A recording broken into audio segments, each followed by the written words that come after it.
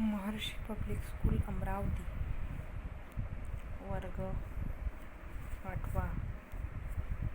विषय मराठी. पाठ 4. आपण सारे एक. पाठ 4. आपण सारे एक. पाठ 4 मध्ये पाठ 4 जो आहे आपण सारे एक या पाठ आपण 2 भागामध्ये अभ्यासलेला आहे. तर आज आपण पाहणार आहोत त्याची प्रश्नोत्तरे. पाहणार आहोत. चला तर मग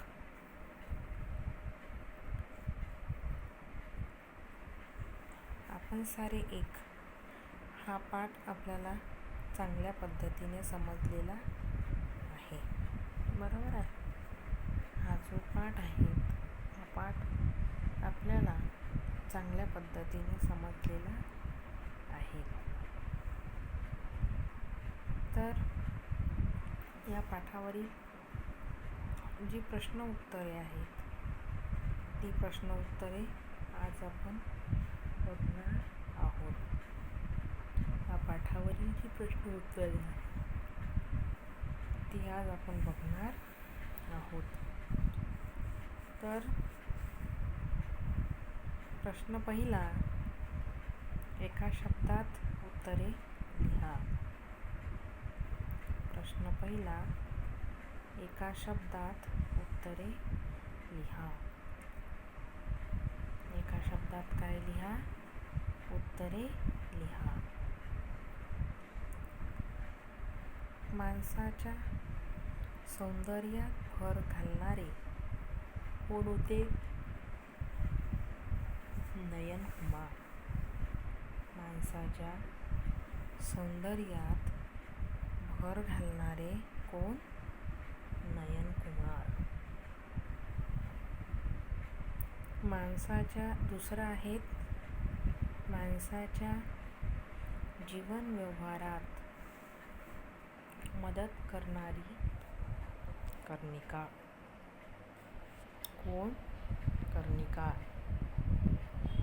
माणसाच्या सौंदर्यात भर घालणारे नयन कुमार. त्यानंतर माणसाच्या जीवन व्यवहारात मदत करणारी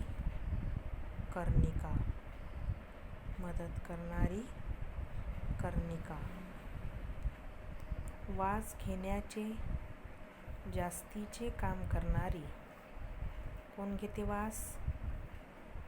आता हे तर सर्वांनाच माहीत आहे. वास घेण्याचे जास्तीचे काम करणारी कोण? तर नासिका. कोण? नासिका. जिव्हाताईने ज्यांना संपात सामील करून घेतले ते दंतराज. जिव्हाताईने ज्यांना संपात सामील करून घेतले ते दंतराज. सर्वांनी ज्यांच्याकडे तक्रार केली ते मेंदूराजे. सर्वांनी ज्यांच्याकडे तक्रार केली ते मेंदूराजे. अजिबात काम न करण्याचा आरोप ज्यांच्यावर झाला ते म्हणजे पोटोबा. की अजिबात काम न करण्याचा आरोप ज्यांच्यावर झाला ते पोटोबा.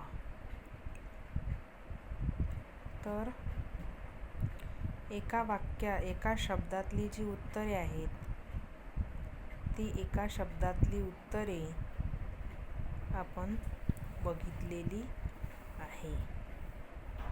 की माणसाच्या सौंदर्यात भर घालणारे नयन कुमार. माणसाच्या जीवन व्यवहारात मदत करणारी कर्णिका. वास घेण्याचे जास्तीचे काम करणारी नासिका. जिव्हाताईने ज्यांना संपात सामील करून घेतले ते दंतराज. सर्वांनी ज्यांच्याकडे तक्रार केली ते मेंदुराजी. अजिबात काम न करण्याचा आरोप ज्यांच्यावर झाला ते पोटोबा. आकृती पूर्ण करा. जिव्हाताईची कामे. आकृती पूर्ण करा. जिव्हाताईची कामे. गोड बोलणे, नाना पदार्थाची चव चाखणे. गोड बोलणे, नाना पदार्थाची चव चाखणे. जिव्हाताई. त्यानंतर पदकुमार आणि हस्तराजांचा निश्चय.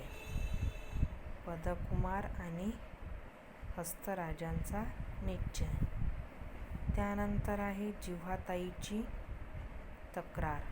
जिव्हाताईची तक्रार. हे सर्व प्रश्नाचे स्वरूप आहेत. उत्तरे आपण खाली बघणार आहोत. कारणे शोधा व लिहा.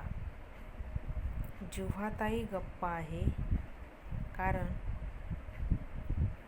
त्यानंतर दुसरा आहे पोटोबा अधूनमधून गुरगुरतो कारण. प्रश्न चौथा स्वमत स्पष्ट करा. आपण सगळे शरीररूपी राज्याचे सेवक आहोत या विधानाबाबत तुमचे मत. पोटोबाबद्दलची तक्रार सांगून सर्व इंद्रियांनी ती तक्रार करण्याची कारणे. त्यानंतर आहे खेळूया शब्दांशी. खालील वाक्यात योग्य विरामचिन्हे घाला व तो म्हणेल तेवढी. खालील वाक्यात योग्य विरामचिन्हे घाला. तो म्हणेल तेवढंच खायची सक्ती असते माझ्यावर. हो हो आमची तयारी आहे. वर्गीकरण करून तक्ता पूर्ण करा. भरभर, सावकाश, पोटोबा विरुद्ध, बापरे आणि सतत, केव्हा, कशासाठी, पोटासाठी, पोटोबामुळे, स्वयंपाकघरापर्यंत, तुमच्याबद्दल, अथवा, अबब. क्रियाविशेषण अव्यय, शब्दयोगी अव्यय, उभयान्वी अव्यय आणि केवल प्रयोगी अव्यय. आता ह्या 4 भागामध्ये आपल्याला या बॉक्समधलं डिवाईड करायचं आहे. त्यानंतर आहेत खालील शब्दांसाठी पाठात आलेले किंवा वापरलेले शब्द लिहा. पहिला आहे कान, दुसरा नाक, तिसरा आहे हात, चौथा आहे पाय आणि 5वी आहे जीभ. चला तर मग या सर्वांची उत्तरे आता आपण बघणार आहोत.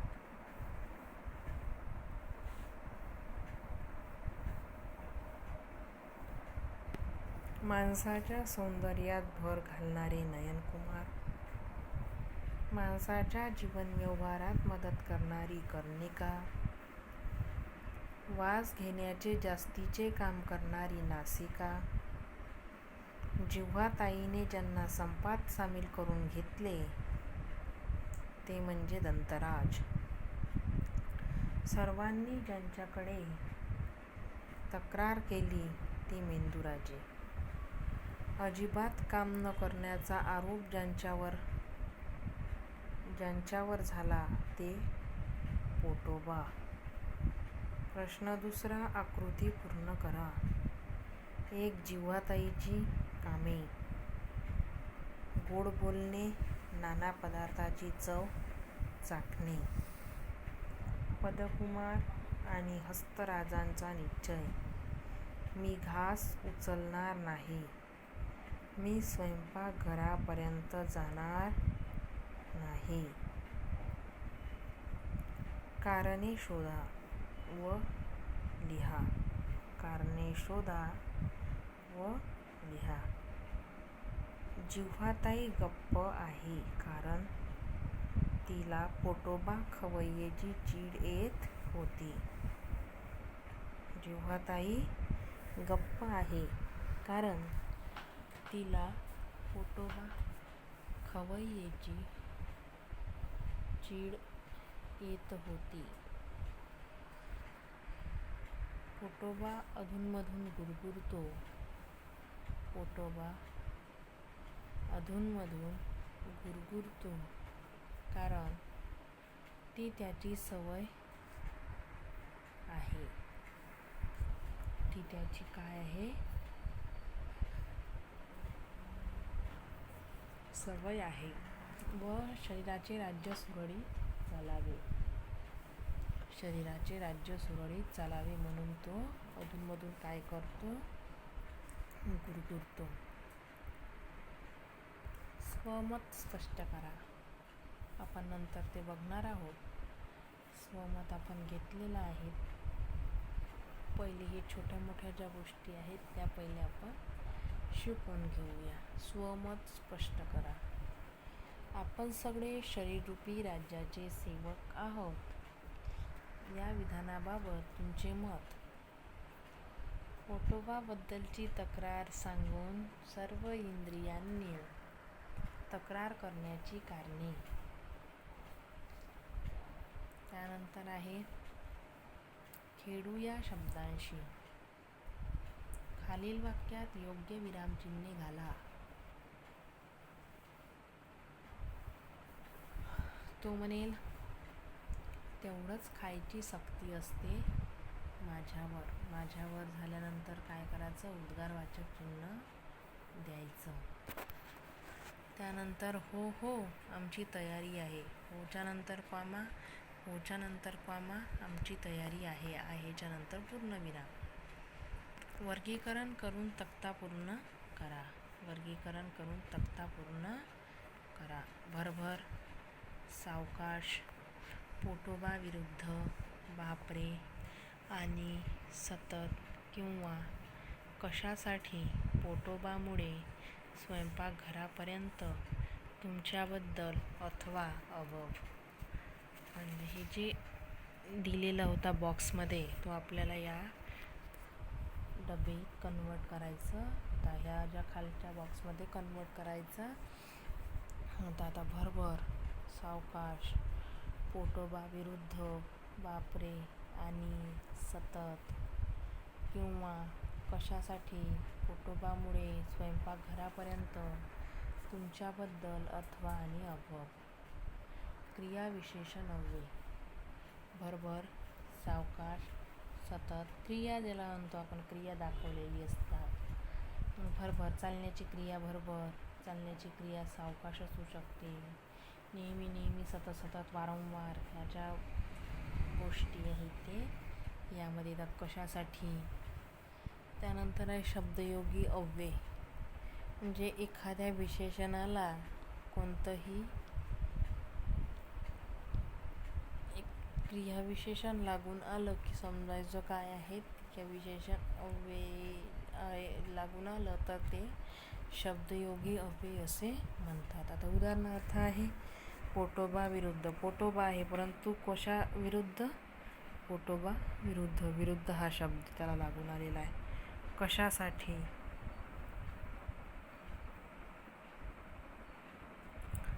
पोटोबामुळे, स्वयंपाकघरापर्यंत, तुमच्याबद्दल. त्यानंतर आहे उभयान्वी अव्यय. आणि, किंवा, अथवा. त्यानंतर आहे केवल प्रयोगी अव्यय. केवल प्रयोगी अव्यय. बापरे, अबब. त्यानंतर आहे खालील शब्दांसाठी पाठालेले शब्द लिहा.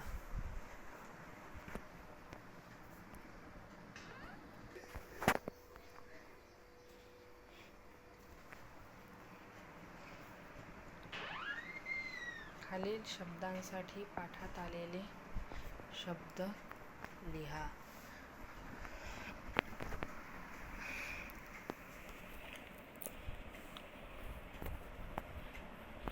खालील शब्दांसाठी पाठात आलेले शब्द लिहा. कान कर्णिका, नाक नासिका, हात हस्तकराज, पाय पदकुमार, जीभ जिव्हाताई.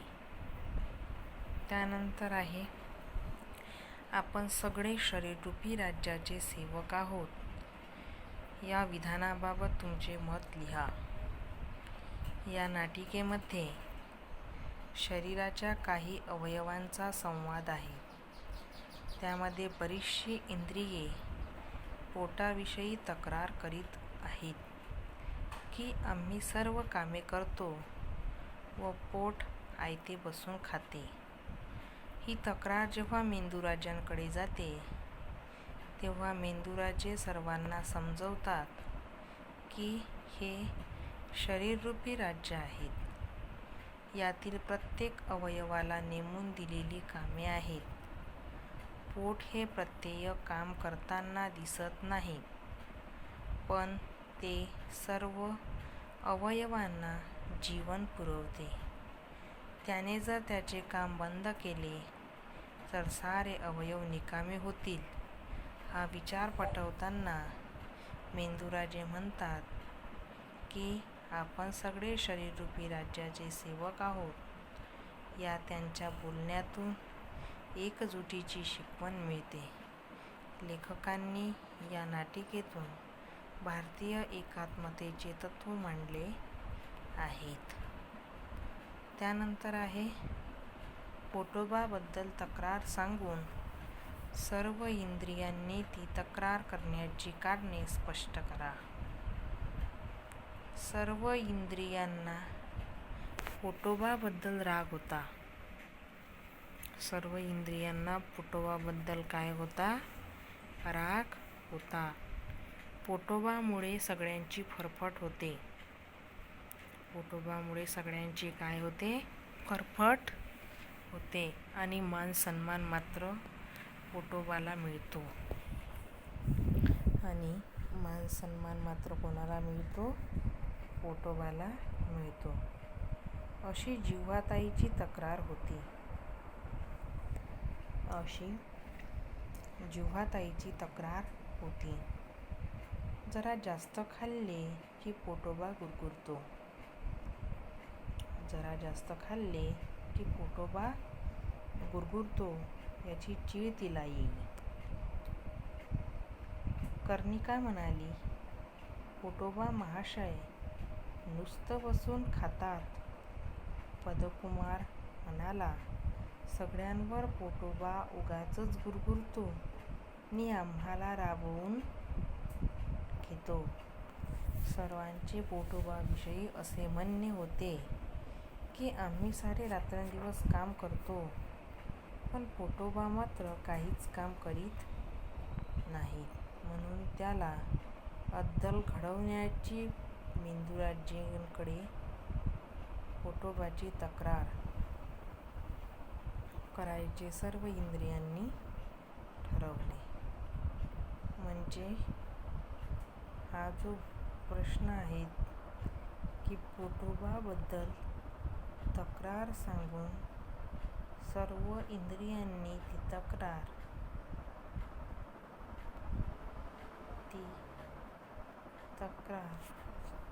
करण्याची कारणे स्पष्ट झालेली आहेत.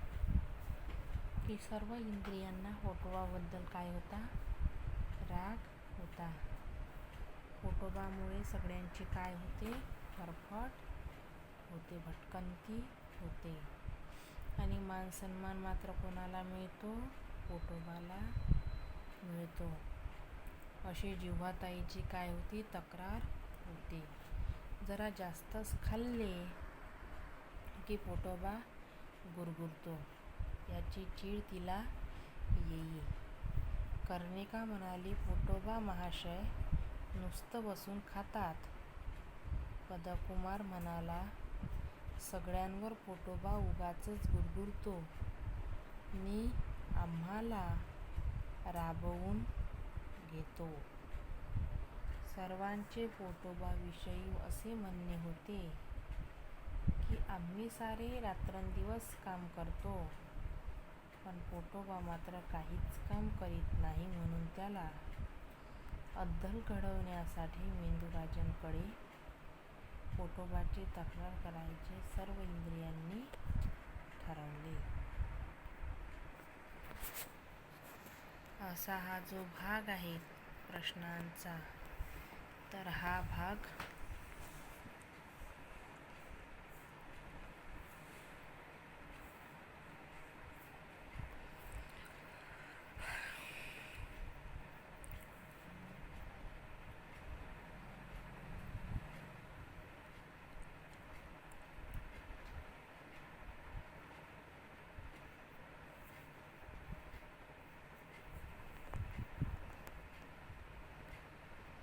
साठी वनवन हिंडणे म्हणजे अन्न मिळवण्यासाठी कष्ट करणे, फरफट होणे म्हणजे गैरसोय होणे, बेअदबी म्हणजे अवमान, कसूर म्हणजे गुन्हा आणि कुरकुर करणे म्हणजे तक्रार करणे.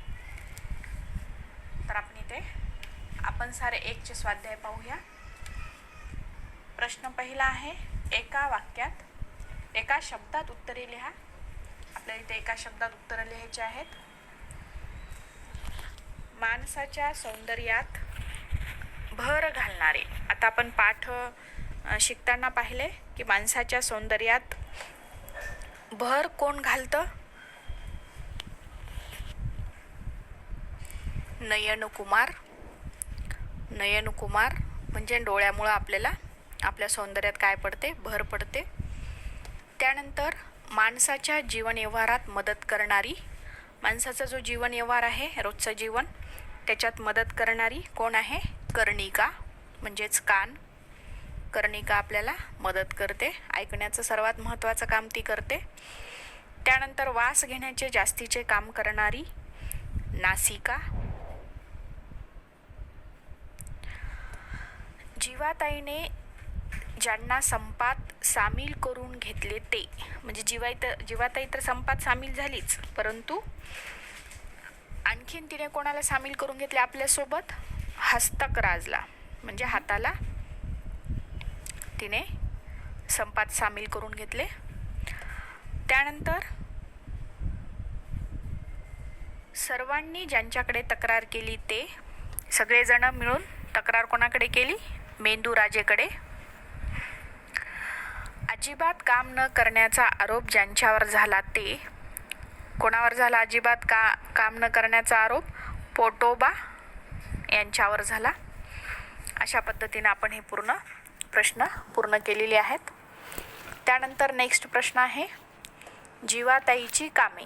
आता जीवाताई कुठले कामं करते हे आपण पाठ शिकताना पाहिलेलं आहे. जीवाताई सर्वात महत्त्वाचं काम करते बोलण्याचं, म्हणजे गोड बोलते ती. गोड बोलणे हे जीवाताईचं एक काम आहे, कारण जीव नसेल तर आपण बोलू शकत नाही. त्यानंतर जीवाताईचं एक आणखी महत्त्वाचं काम आहे पदार्थांची चव पाहणे. पदार्थांची चव चाखणे किंवा पाहणे ही आहे जीवाताईची कामे. नंतर पदकुमार आणि हस्तराजांचा निश्चय. हस्तराज आणि पदकुमार यांनी काय निश्चय केला होता?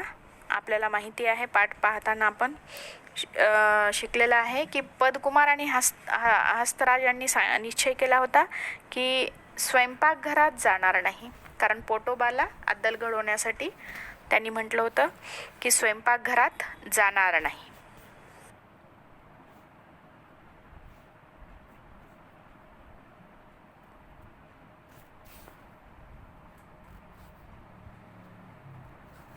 घास उचलणार नाही. मी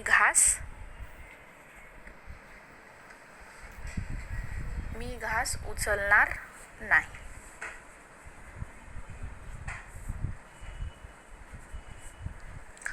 त्यानंतर जीवाताईची तक्रार. जीवाताईंनी 2 तक्रारी केल्या होत्या. कुठल्या होत्या त्या 2 तक्रारी? आपण सर्वजण काम करतो. आपण सर्वजण म्हणजे नयनकुमार, कर्णिका, नासिका, हस्तकराज आणि पदकुमार. आपण सर्वजण काम करतो.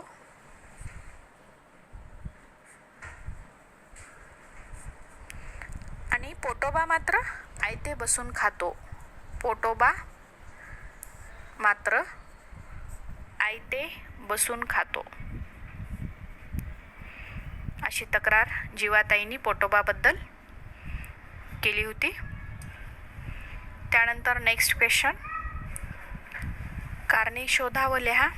जीवाताई गप्प आहे कारण, जीवाताई गप्प आहे कारण त्याचं लिहायचं होतं आपल्याला. का गप्प आहे जीवाताई? रोज बडबड करते पण आज मात्र ती गप्प आहे कारण तिला पोटोबा खवयेची काय येत आहे? चीड येत आहे. चीड येत आहे किंवा येत होती. चीड येत होती.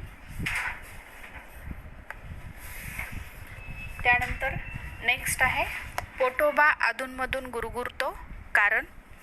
पोटोबा का गुरगुरतो अधूनमधून? तर त्याची ती काय आहे? सवय आहे.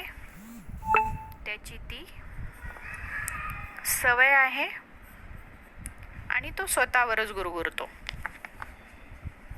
व स्वतःवरच गुरगुरतो. डियर पेरेंट्स, स्ट्रगल है हमारा, हर रोज का स्ट्रगल है. त्यानंतर नेक्स्ट प्रश्न आहे, स्वमत स्पष्ट करा.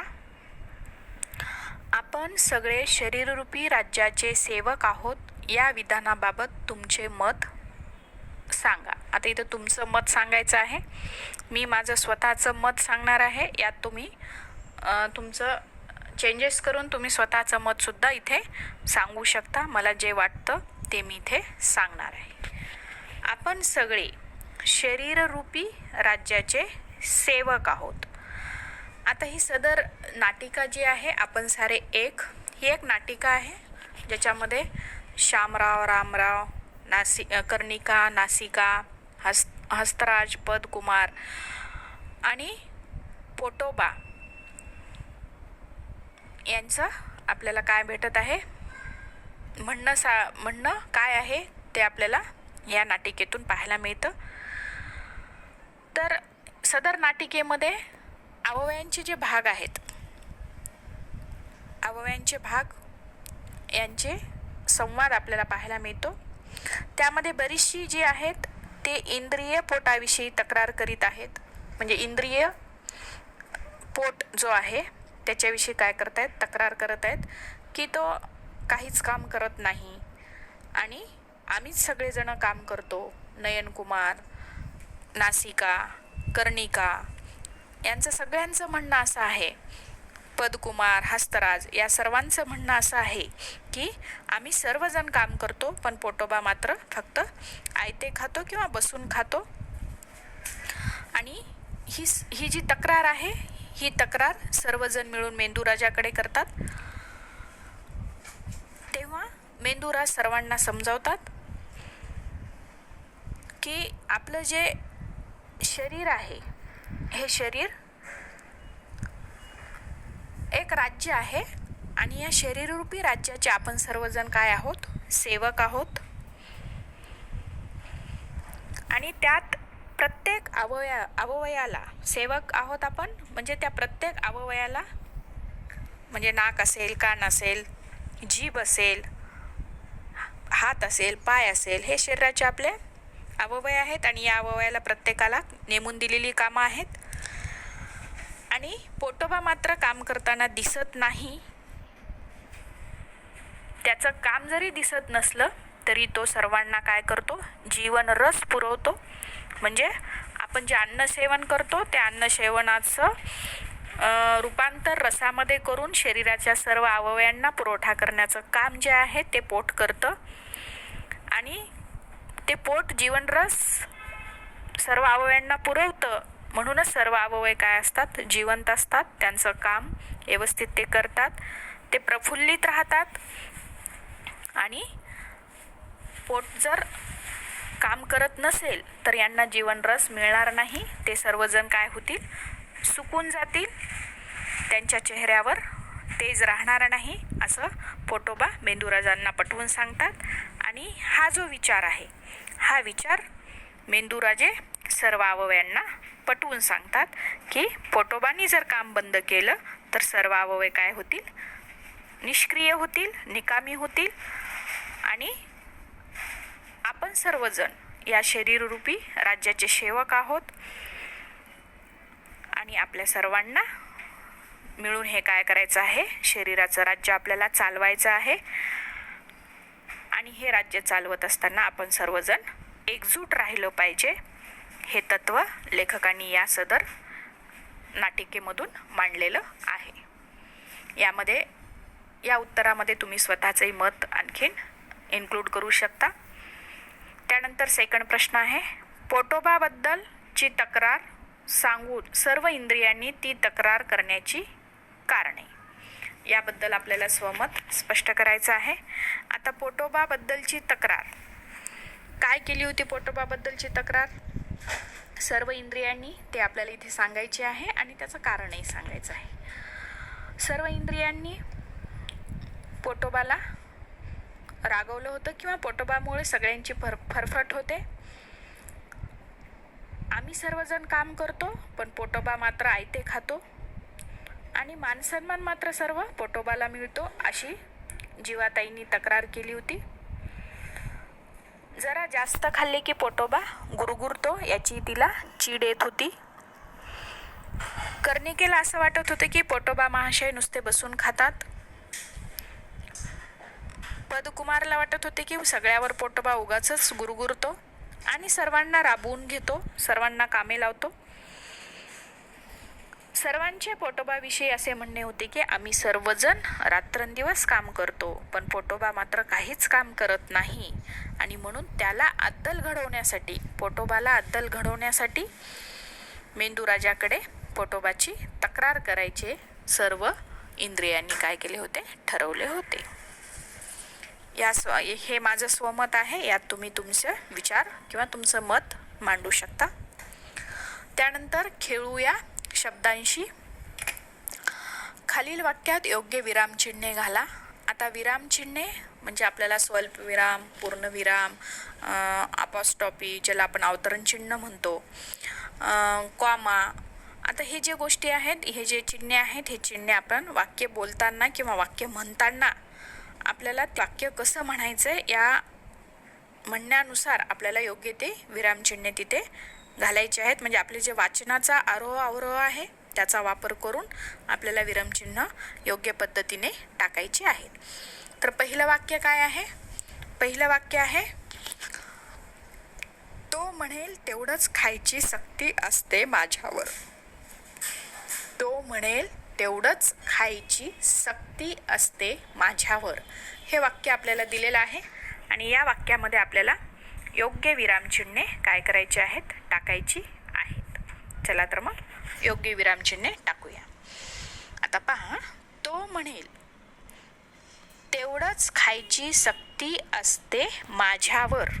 म्हणजे इथं काय येईल, भावना काय करते ते उत्कट प्रदर्शन होत आहे भावनाचं. म्हणजे शेवट कशाने होईल, उद्गारवाचक चिन्हांनी होईल. म्हणजे इथे योग्य विरामचिन्ह आपण वापरलेलं आहे, उद्गारवाचक चिन्ह.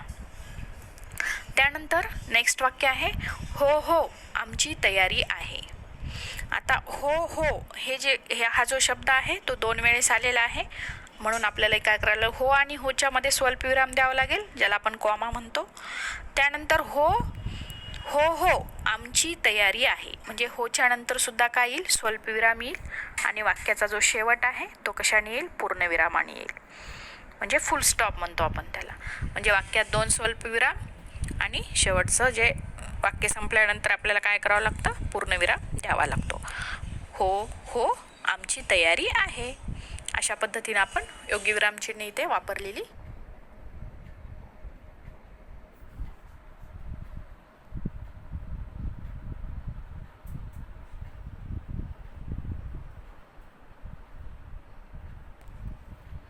आहेत. शब्द दिलेले आहेत.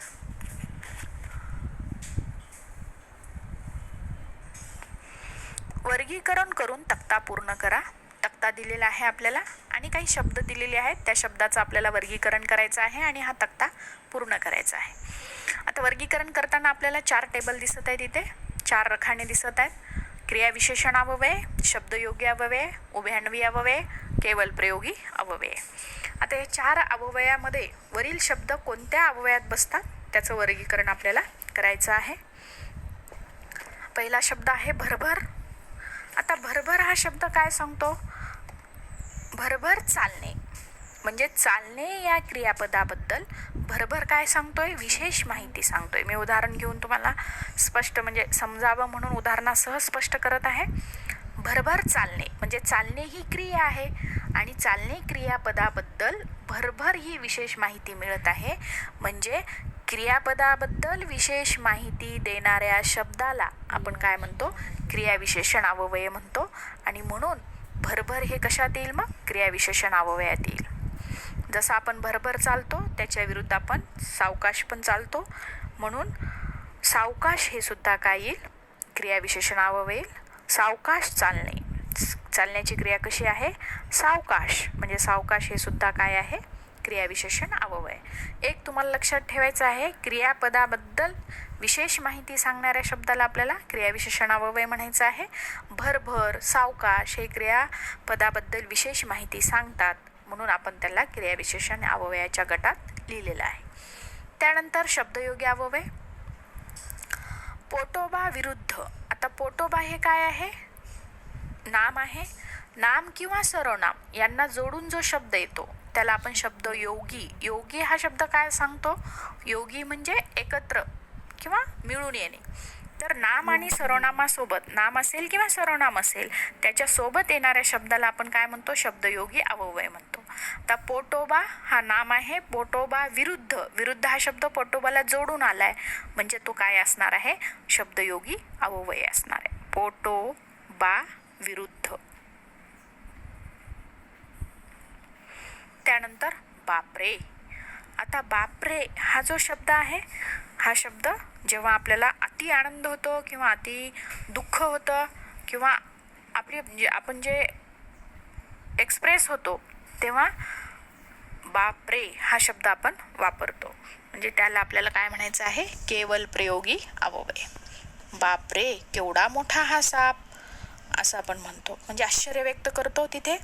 त्यावेळेस आपल्याला बापरे हा जो आपण शब्द आलेला आहे तो केवल प्रयोगी अवयवामध्ये आपल्याला लिहावा लागेल. त्यानंतर आणि. आता आणि हा जो शब्द आहे 2 वाक्य किंवा 2 शब्दाला जोडतो.